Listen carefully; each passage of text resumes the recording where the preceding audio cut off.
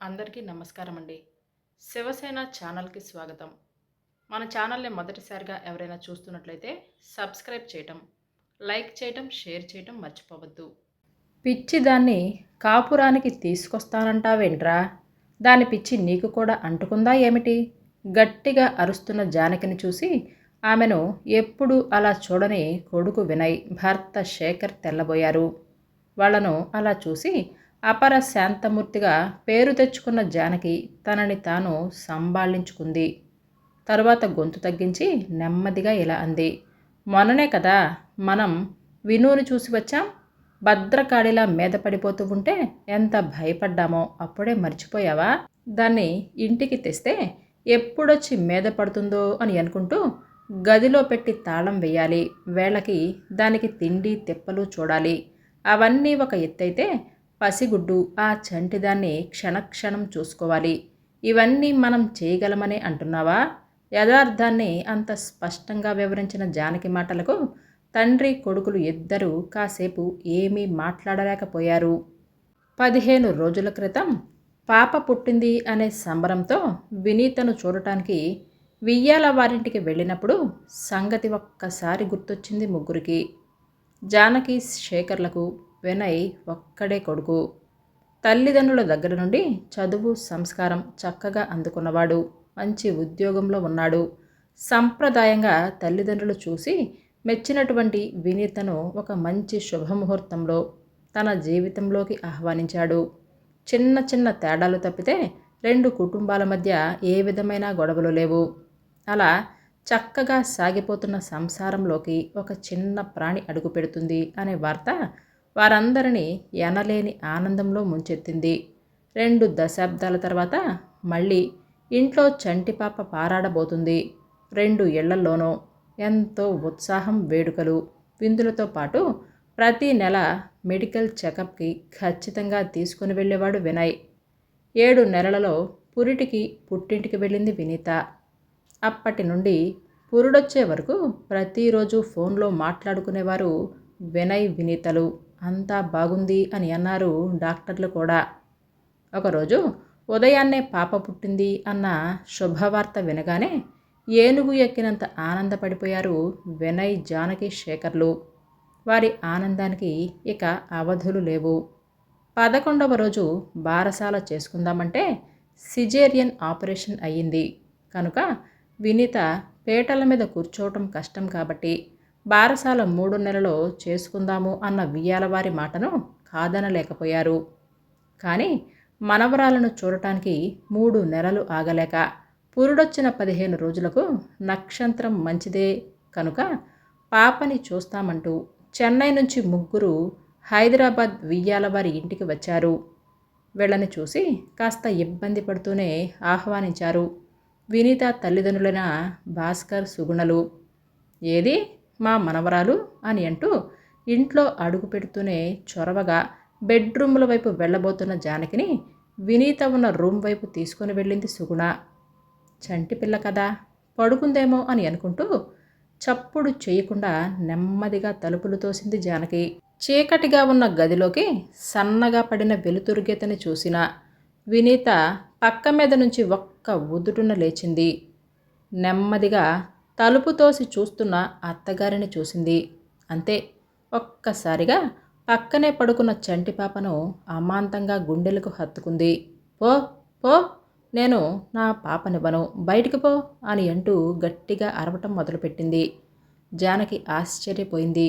గట్టిగా అరుపులు వినిపించి వెనుకనే ఉన్న శేఖర్, వినయ్లు కాస్త తొంగి చూశారు.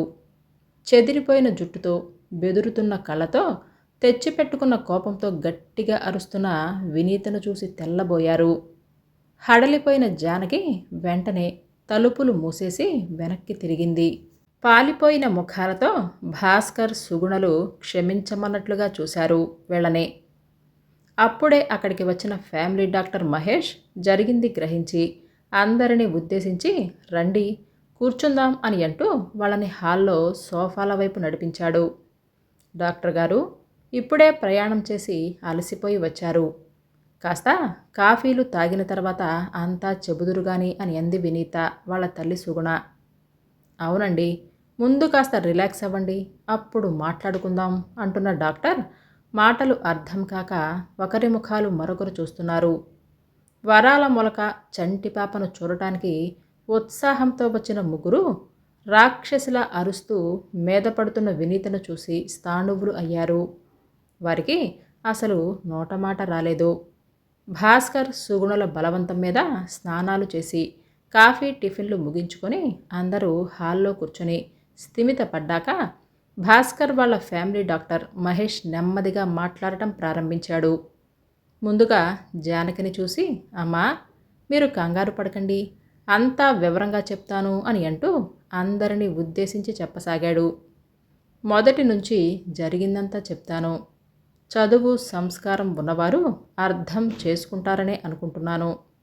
మామూలుగా 9 నెలలు నిండాక మీ కోడలు వినీతకు చెకప్ చేసి తీసుకొని వెళ్ళినప్పుడు బేబీ బాగా తయారైందని, ఎప్పుడైనా పురుడు రావచ్చని గైనకాలజిస్ట్ చెప్పింది. అలా చెప్పాక కూడా వారం గడిచిన నొప్పులు రాక అనీజీగా కనిపిస్తే హాస్పిటల్లో జాయిన్ చేసుకుంది. మామూలుగా నొప్పులు వస్తే పర్వాలేదు, లేకపోతే పరిస్థితిని బట్టి సిజేరియన్ చేస్తాను అని అంది. అదంతా మీకు తెలిసిందే కదా. కానీ అప్పుడే వినీత మనస్సులో ఒక సందేహానికి ఒక బీజం పడింది. అదేంటంటే సిజేరియన్ చేసినప్పుడు తనకి మత్తుమందు ఇస్తారని, అలా ఇచ్చినప్పుడు తనకు తెలియకుండా తన పాపను తీసుకుని వెళ్ళిపోతారు అని ఒక విధమైన భయానికి లోనైంది. మరి అలా ఎందుకు అనుకుందో మాకు తెలియదు. కానీ అలా జరగదని మేము ఎంతగా నచ్చజెప్పినా వినలేదు. ఆపరేషన్కి కానీ మత్తుమందు ఇవ్వటానికి కానీ ఒప్పుకోలేదు. ఇక సిజేరియన్ చేయక తప్పని పరిస్థితులలో ఒక విధంగా బలవంతంగానే వినీతకు ఎన్తీషియా ఇవ్వవలసి వచ్చింది. ఆపరేషన్ అంతా బాగానే అయ్యింది, పాప కూడా హెల్దీగానే ఉంది అని అందరం సంతోషిస్తున్న టైంలో తెలివిలోకి వచ్చిన వినీత ప్రవర్తన విచిత్రంగా మారిపోయింది.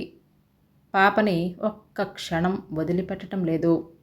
ఒక్క క్షణం వదిలినా ఎవరో తీసుకొని వెళ్ళిపోతారేమో అనే భయం ఎందుకో తనలో ప్రవేశించింది. తన దగ్గరకు ఎవరైనా వస్తే చాలు తన పాపను తీసుకుని వెళ్ళిపోతారేమో అనే భయంతో చంటి పిల్లను మరింత దగ్గరగా తీసుకొని గట్టిగా అరిచేస్తుంది. ఎందుకిలా చేస్తుందో మాకు ఏమీ అర్థం కావటం లేదు. ఆపరేషన్ అంతా బాగా అయ్యి తల్లి బిడ్డ క్షేమంగా ఉన్నారు అని సంతోషపడుతూ ఉండగానే ఏమిటో వినీత ప్రవర్తన ఇలా మారిపోయింది. వింటున్న శ్రోతలు ఆశ్చర్యపోయి చూస్తున్నారు. డాక్టర్ చెప్పటం ఆపగానే కన్నీరు పెట్టుకున్నారు. తనకి తెలియకుండా మత్తుమందు ఇచ్చేశామని, మా మీద కూడా నమ్మకం పోయి పాపని మా చేతికి కూడా ఇవ్వటం లేదు, ఎవరొచ్చి తన పాపను తీసుకుంటారో అని అన్నట్లు గాలి కూడా రాకుండా తలుపులు కిటికీలు మూసేసుకొని ఆ చంటిదాన్ని ఒళ్ళో పెట్టుకొని కూర్చుంటుంది. అందుకే ఇప్పుడు మీరు వెళ్ళగానే పాపను తీసేసుకుంటారేమో అని అంత గట్టిగా అరిచేసింది అని అంది సుగుణ. ఆ మాటలు వింటున్న శేఖర్ కుటుంబం తెల్లబోయింది. వినయ్ వినీతల వివాహం జరిగి అప్పటికి 4 ఏళ్ళయింది.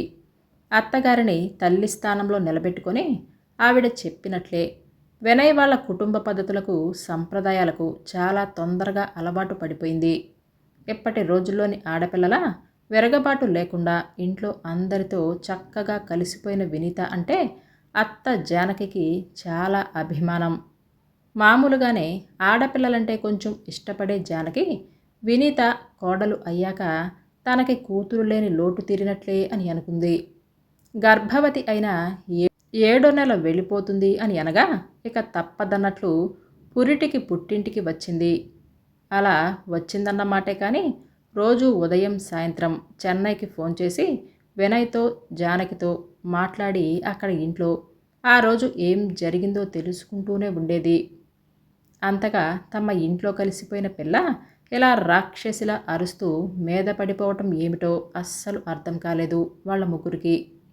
అందులోనూ ఇప్పుడు డాక్టర్ చెప్తుంది వింటుంటే పాపని వాళ్ళ అమ్మ నాన్నలకు కూడా ఇవ్వట్లేదని, ఎవరిని దగ్గరికి కూడా రానివ్వటం లేదు అని తెలిసి ఇంకా ఆశ్చర్యపోయారు. జరిగిందంతా శ్రద్ధగా వింటున్న శేఖర్ కాస్త తేరుకొని, మరి స్పెషలిస్ట్ ఎవరికీ చూపించలేదా? ఇదంతా నాకు ఎందుకు చెప్పలేదు అని అడిగారు. సుగుణ నెమ్మదిగా చెప్పింది. 2 రోజుల పాటు మధ్య మధ్యలో తెలివి వచ్చి అలా అంటున్నా మేము ముందుగా ఏమీ పట్టించుకోలేదు. 3వ రోజు నుంచి ఈ ప్రవర్తన ఏదో వింతగా అనిపించి డాక్టర్ని అడిగాము. వాళ్ళు ఈ విధంగా చెప్పారు. కొంతమంది ఆడవాళ్లకు డెలివరీ అయ్యాక నరాల బలహీనత వలన, శరీరంలో జరిగే విపరీతమైన హార్మోన్ల మార్పుల వలన ఇలా ప్రవర్తిస్తారని, 4 రోజులలో సెట్ అయిపోతుందని చెప్పారు. 4 రోజులేమిటి? అప్పుడే 15 రోజులైపోయింది కదా అని అడిగింది జానకి. ఇంతలో భాస్కర్ గారు అందుకున్నారు. అవునండి, వారం దాకా ఓపిక పట్టాము.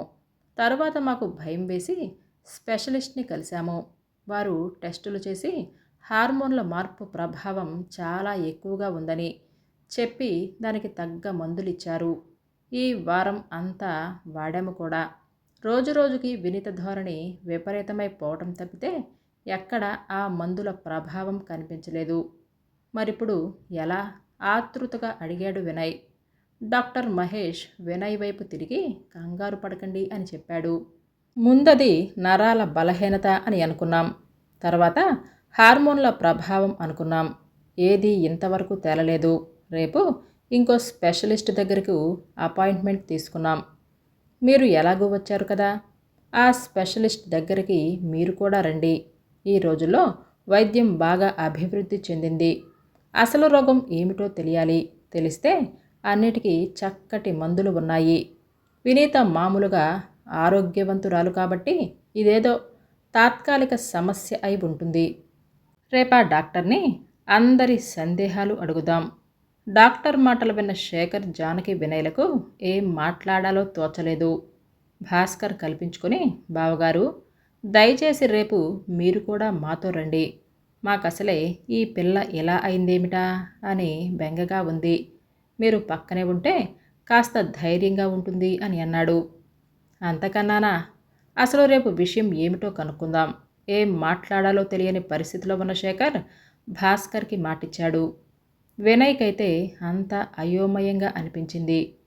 ఈ వినీత తన వినీతనేనా అన్న అనుమానం వచ్చింది. ఎప్పుడు చక్కగా తయారై నెమ్మదిగా మాట్లాడుతూ నవ్వుతూ చలాకీగా ఉండే ఆ వినీత ఎక్కడా? ఇలా చిందర వందరగా ఉన్న జుట్టుతో, ఎర్రబడ్డ కళ్ళతో, గట్టిగా అరుస్తూ రాక్షసిలా మీద పడిపోతున్న ఈ వినీత ఎక్కడా? అసలు ఎక్కడైనా పోలికంటూ ఉందా? మొన్నటిదాకా తను వినీత పుట్టబోయే పాప గురించి ఎన్ని కలలు కన్నారు, ఎన్ని కబుర్లు చెప్పుకున్నారు. ఇప్పుడు ఆ పాపని చూడటానికే కుదరటం లేదే. ఎందుకిలా జరిగింది? తల పట్టుకుని కూర్చున్నాడు. జానకి నెమ్మదిగా కొడుకు దగ్గరికి వచ్చింది. కంగారు పడకు నాన్న, రేపు డాక్టర్ దగ్గరికి వెళుతున్నారుగా, ఆయనకు అంతా తెలుస్తుంది కదా అని అంటూ కొడుకును ఓదార్చింది. కానీ ఆమెకు మాత్రం ఇదంతా ఏదో సీరియస్ విషయమే అని అర్థమైపోయింది. ఎంతమంది పురుడు పోసుకోవటం లేదు? అందరికీ హార్మోన్ల మార్పులు ఇంత విపరీతంగా ఉంటాయా? ముఖ్యంగా పాప దగ్గరికి ఎవరిని రానివ్వకపోవడం ఏమిటి? దీని గురించి తీవ్రంగా ఆలోచించసాగింది జానకి. మరుసటి రోజు స్పెషలిస్ట్ దగ్గరికి వినీత రిపోర్ట్స్ తీసుకుని అందరూ వెళ్ళారు. ఆయన కేసునంతా క్షుణ్ణంగా పరిశీలించారు. వీళ్ళందరినీ కూర్చోబెట్టి, చూడండి, మీరందరూ చదువుకున్న వారే, లోక జ్ఞానం ఉన్నవారు. ఇప్పుడు మీకు అందరికీ తెలిసిన ఒక విషయం వివరించాలి. మన పెద్దవాళ్ళు కూడా అంటూ ఉంటారు, ఆడదానికి ప్రసవం అనేది మరో జన్మ లాంటిదని. ఆ సమయంలో స్త్రీ శారీరకంగానూ మానసికంగానూ చాలా రకాల మార్పులకి, ఒత్తిళ్లకు లోనవుతుంది. కొత్తగా తల్లి అయ్యే స్త్రీ గురించి మన దేశంలో కన్నా విదేశాలలో చాలా పరిశోధనలు చేశారు. శరీరం, మనస్సులో కూడా ఎన్నో రకాల మార్పులకు, ఉద్వేగాలకు లోనవుతుందో చెప్పారు. అందుకే మనవాళ్ళు కూడా తల్లి అయ్యే ప్రతి స్త్రీ మనసుని ప్రశాంతంగా, సంతోషంగా ఉంచాలని కుటుంబ సభ్యులు అందరికీ చెబుతుంటారు. మెడికల్ సైన్స్ ఇంతగా అభివృద్ధి చెందిన ఈ రోజుల్లో నెల తప్పినప్పటి నుంచి గర్భవతి అయిన మహిళ డాక్టర్ల పర్యవేక్షణలోనే ఉంటుంది. వినీత విషయంలో మీరంతా ఏమీ తక్కువ చేయలేదు. అమ్మ నాన్నల కంటే ఎక్కువగా అత్తమామలు, భర్త ఆమెను చూసుకున్నారు. మానసికంగానూ శారీరకంగానూ కూడా ఆమెకు ఏ లోటు లేదు. కానీ ప్రసవం తర్వాతే వినీత ఎలా ప్రవర్తిస్తుందంటే ఎందుకో మనమే ఆలోచించాలి. ఆసక్తిగా వింటున్నవారు కుర్చీలలో కాస్త ముందుకు జరిగారు. మెడికల్ సైన్స్ ప్రకారం చెప్పాలంటే ప్రసవమైన స్త్రీలలో 90% మంది ఆ తర్వాత జరిగే ప్రసవానంతర రక్తస్రావానికి ఒక విధమైన మానసిక బలహీనతలకు గురవుతారు. కానీ అందులో 50% మంది ఆ తరువాత 4 రోజులలోనే మానసికంగా దానిలో నుంచి బయటపడతారు. మరో 20% మంది ప్రసవమైన 2 వారాలలో మామూలు మనుషులు అవుతారు. కానీ 20% మందిలో ఈ మానసిక రుగ్మత అనేది 2 వారాలైనా పోదు. ఆ కోవలోకి వచ్చింది వినీత. ఎందుకంటారండి? ఆతృతగా అడిగింది సుగుణ. అడగటమైతే సుగుణే అడిగింది కానీ జవాబు వినటానికి అక్కడ ఉన్నవారందరూ ఆతృతగా చూస్తున్నారు. దానికి చాలా కారణాలు ఉంటాయి. ప్రసవానికి ముందు వినీత చాలా సంతోషంగానే ఉన్నట్లు తెలుస్తుంది. ఆపరేషన్ కూడా బాగానే అయింది. ఆ తర్వాతే ఆమెలో ఈ వింత కనపడుతుంది. అంటే దాని వెనకాల ఏదైనా బలమైన కారణం ఉండి ఉండాలి. ఆమె మనస్సు మూలలో ఎక్కడో ఆమెకు తెలియని భయం ఉండి ఉండాలి. సొంత తల్లిదండ్రులకు కూడా పాపను ఇవ్వటం లేదంటే ఆమె మనస్సులో ఉన్న భయం ఏమిటో మనకి తెలియాలి. అప్పటి వరకు మనం దాని గురించి ఏమీ చేయలేమో. డాక్టర్ మాటలు వింటున్న వాళ్ళకి విషయం మరింత అయోమయంగా అనిపించింది. దీనికి మెడికల్ భాషలో చాలా పెద్ద పదమే ఉంది. ఇటువంటి దానిని మామూలు భాషలో చెప్పాలంటే ది బేబీ బ్లూస్. 10% కేసులలో ప్రసవం అయిన తర్వాత కలిగే శారీరక మానసిక అస్థిరత్వం వలన, శరీరంలో విపరీతంగా జరిగే హార్మోన్ల మార్పుల వలన మనస్సు మూలలో ఎప్పుడో దాగున్న భయాలన్నీ బయటపడతాయి. ఇప్పుడు వినీత 10% మహిళల్లో వచ్చే మానసిక రుగ్మత ఉంది. దానికి కారణాలు ఏమిటో కనుక్కోవాలి. ఎలా తెలుస్తుంది డాక్టర్? భాస్కర్ వెంటనే అడిగాడు. మీరు కంగారు పడకండి. నాకు తెలిసిన సైకియాట్రిస్ట్ ఉన్నాడు. నేను స్పెషల్ కేసుగా చెప్తాను. మీరు వెళ్ళి ఆయనను కలవండి. కంగారేమీ లేదు, అంతా సరిపోతుంది అని అంటూ ఆ సైకియాట్రిస్ట్ పేరు, నెంబర్ రాసి భాస్కర్కి ఇచ్చాడు. సైకియాట్రిస్ట్ అన్న మాట వింటూ ఉండగానే అందరి ముఖాలలో మార్పులు వచ్చేశాయి. సుగుణ ముఖంలో కంగారు కనపడితే శేఖర్ ముఖంలో ఆశ్చర్యం కనపడింది. వినయ్ ముఖం పాలిపోయింది. జానకికి నోట మాట రాలేదు. యాంత్రికంగా నమస్కారం చేస్తూ డాక్టర్ దగ్గర సెలవు తీసుకున్నారు అందరూ. ఆ రాత్రి బయలుదేరి చెన్నై వచ్చేశారు శేఖర్ కుటుంబ సభ్యులు. అప్పటికి అది జరిగి 15 రోజులైంది. అదంతా గుర్తొచ్చింది వారికి. ఆ తర్వాత వియ్యాల వారిద్దరి మధ్య రోజు వినీత విషయమై ఫోన్లో సంభాషణలు జరుగుతూనే ఉన్నాయి. శేఖర్, వినయ్ రోజు భాస్కర్ నుంచి వివరాలు తెలుసుకుంటున్నారు. జానకి మటుకు మౌనంగా ఉండిపోతుంది. కోడలికి ఈ పిచ్చేమిటి? ఆ చంటి పిల్ల ఎలా పెరిగి పెద్దవుతుంది? నిండా 30 ఏళ్ళు కూడా లేనివాడి భవిష్యత్తు ఏమిటో ఆమెకు అసలు అర్థం కావటం లేదు. అంత టెన్షన్లో ఉన్న జానకి దగ్గరికి వినయ్ వచ్చి, అమ్మా, మనం వినూని ఇంటికి తెచ్చుకుందామా అని అనగానే అందుకే అంత గట్టిగా అరిచాను. పిచ్చిదాన్ని కాపురానికి తీసుకొస్తానంటావు ఏంట్రా? దాని పిచ్చి నీకు కూడా అంటుకుందా ఏంటి అని ఎరవగానే వినయ్ ఏమీ మాట్లాడలేక అలా నిలబడిపోయాడు. శేఖర్ గబగబా జానకి దగ్గరికి వచ్చి ముందు నువ్వు కూర్చో అని అంటూ కుర్చీలో కూర్చోబెట్టాడు. చూడు జానకి, విను పిచ్చిదేమీ కాదు. నువ్వు ముందు ఆ మాటనకు అని అన్నాడు. పిచ్చిది కాకపోవటం ఏమిటండి? మనం కళ్ళారా చూశాం కదా. డాక్టర్ గారే ఆ మాట అన్నారు కదా. సైకియాట్రిస్ట్ దగ్గరికి ఎవరు వెళతారో నాకు తెలియదంటారా? ఎదురు ప్రశ్నించింది జానకి. వినయ్ ముందుకొచ్చి, అమ్మా, ముందు నువ్వు విషయమంతా విను. ఈ 15 రోజుల్లోనూ మామయ్య గారు ఎంతమందిని కలిశారో, వాళ్ళేం చెప్పారో అన్నీ చెప్తాను అని అంటూ తల్లి పక్కన కుర్చీలో కూర్చుని వినయ్ నెమ్మదిగా వివరించాడు. మామయ్య గారికి లక్ష్మి అని ఒక చెల్లెలు ఉండేదట. అంటే వినుకి మేనత్త అన్నమాట. ఆవిడ పెద్దింట్లో సుఖపడాలని వాళ్ళ అమ్మా నాన్నలు బోలెడు కట్నం ఇచ్చి సంపదలు ఉన్న ఇంటికి కోడల్ని చేశారట. కట్న కానుకలతో సరిపెట్టుకోకుండా వాళ్ళు అస్తమానం ఆవిడను ఇంకా డబ్బు తీసుకుని రమ్మని పుట్టింటికి పంపిస్తూ ఉండేవారట. ఆ సమయంలోనే మామయ్య గారి తండ్రికి వ్యాపారంలో నష్టం వచ్చిందట. అందుకని వియ్యాల వారు అడిగినవి ఇవ్వలేకపోయారు. తరువాత కొద్ది రోజులకు మగపిల్లవాడు పుట్టాడు. లక్ష్మి అత్తగారొచ్చి పాలు తాగుతున్న పురిటి కందును లక్ష్మి ఎంత చెప్పినా వినకుండా, వీడు మా వంశాంకురం, నువ్వు డబ్బు తీసుకుని మా ఇంటికి వచ్చాకే వీణ్ణి చూసేది అని అంటూ బలవంతంగా లాక్కొని వెళ్ళారట. ఆ బాధను భరించలేక పచ్చి బాలింతరాలు అస్తమానం పిల్లవాడి కోసం ఏడుస్తూ ఉండేది. ఆ ఏడుపే ఆ పచ్చి బాలింతరాలను ఉన్మాదంలోకి దింపిందట.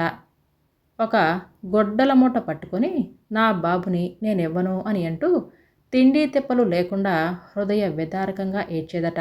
ఎవరిని, ఆఖరికి వాళ్ళ తల్లిదండ్రులను కూడా ఆ గొడ్డల మూటను పట్టుకొనిచ్చేది కాదట. ఆ గొడ్డల మూట తన బిడ్డ అనే భ్రమలోనే ఉండేది. డబ్బు సమకూర్చలేక ఆమెను అత్తవారింటికి పంపించలేకపోయారు ఆ తల్లిదండ్రులు. తను కన్నబిడ్డను మళ్ళీ చూడలేకపోయింది. ఆ భ్రమలోనే ఆవిడ చనిపోయింది. ఇదంతా సరిగ్గా వినుకి 8 ఏళ్ల వయస్సులో జరిగింది. తెలిసి తెలియని వయసులో ఇంట్లో మేనత్త పిల్లవాడి కోసం ఏడ్చే ఏడుపు విను మనస్సులో ముద్రపడిపోయింది. ఆ విషయం ఆమె మనస్సు పొరల్లో ఎక్కడ ఉందో కానీ మళ్ళీ వినుకి డెలివరీ కోసం మత్తుమందు ఇస్తారు అని అన్నప్పుడు గుర్తొచ్చింది. మత్తుమందిచ్చేసి తన పాపను తీసుకుని వెళ్ళిపోతారు అని దృఢమైన అభిప్రాయం కలిగింది వినుకి. సాధారణంగా డెలివరీ అయ్యాక ఆడవారిలో కలిగే హార్మోన్ల మార్పుల వలన, నరాల బలహీనత వలన, ఎక్కువగా మానసిక ఆందోళనకు గురవటం వలన విను తనని తాను సంభాళించుకోలేకపోయింది. అందుకనే అలా ప్రవర్తించింది. అంతేకాని విను పిచ్చిది కాదమ్మా. విను గురించి అంతా వివరంగా చెప్తున్న వినయ్ని విచిత్రంగా చూసింది జానకి. శేఖర్ ముందుకు వచ్చాడు. అవును జానకి, ఈ 15 రోజులలో రోజూ బావగారితో మాట్లాడుతూనే ఉన్నాను కదా, ఆయనే చెప్పారు. సైకియాట్రిస్ట్ని వినుని బాగా పరీక్షించి కారణం ఇది అని చెప్పగానే ఆ డాక్టర్ గారు విను తొందరగా కోలుకోవటానికి మంచి మందులే ఇచ్చారు. కానీ మందులతో మాత్రమే పని జరగదని, దానితో పాటు ఇంట్లో వారి సహకారం వినుకి చాలా కావాలి అని చెప్పాడు. వాళ్ళు కౌన్సిలింగ్లో ఎలా చెప్పారో అలాగే చేస్తున్నారు ఇన్నాళ్ళు. నెమ్మది నెమ్మదిగా మార్పు కనిపిస్తుందట. ఇప్పుడు పాపని వాళ్ళ అమ్మ నాన్నలకు అందిస్తుంది. వాళ్ళతో పాటే మన సహకారం కూడా ఉంటే తొందరగా మనుషుల్లో పడుతుందని డాక్టర్ గారు చెప్పారు. అందుకే వినుని ఇక్కడికి తీసుకుని వస్తాము అని చెప్పారు బావగారు అని శేఖర్ మాటలకు తలెత్తి చూసింది జానకి. వినయ్ తల్లి కాళ్ళ దగ్గరలో కూర్చొని ఉన్నాడు. అమ్మా, భార్యను ఎలా చూసుకోవాలో నువ్వే ఇది వరకు ఎన్నోసార్లు చెప్పావు.